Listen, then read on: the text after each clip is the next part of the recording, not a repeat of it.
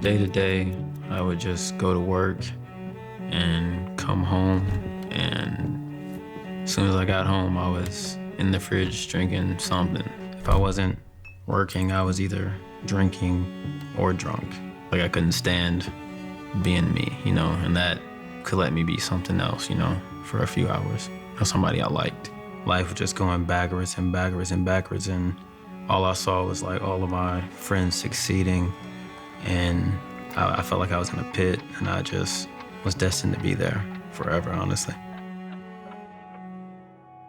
Well, I was just searching YouTube one day, just looking for videos, and I ran into a video of Pastor Steven. I think I meant to press the one on top of it, and I was like, oh, but I listened anyway for some reason. That was when I was going through my depression. In that moment, I was like, anything could help, so why not give it a try?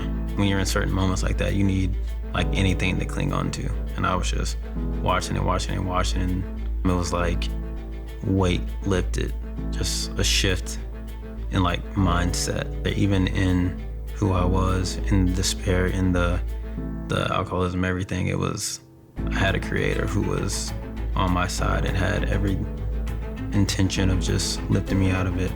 I think I was on the Elevation website, and I saw that there was a church in Raleigh. I was like, hey, maybe, why not check it out? I left work really early. Church didn't start until 9:30, but I walked up the steps, I think it was 8:15 in the morning, and the first person I ran into was Cole, and he just greeted me. He was like, man, don't go anywhere, but we are not ready for about a solid 45 minutes, but I will meet you right back here when we're ready to start. And he's like, okay, cool, man, that sounds great. And he could just tell he was excited, but he was also hesitant at the same time. I still had that fear of judgment because I knew what I was going through at the time. It was like, I just need to give it a try and just be open to just everyone there and not just think everyone's trying to hurt me or just judge me when that's not what we're called to do.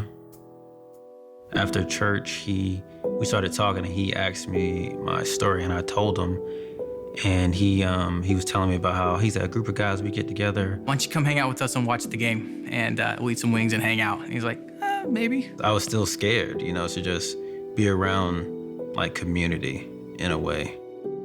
And so I just took the leap and went, and I'm glad I did. But the first time, it was like they went around the table and everyone told kind of their story.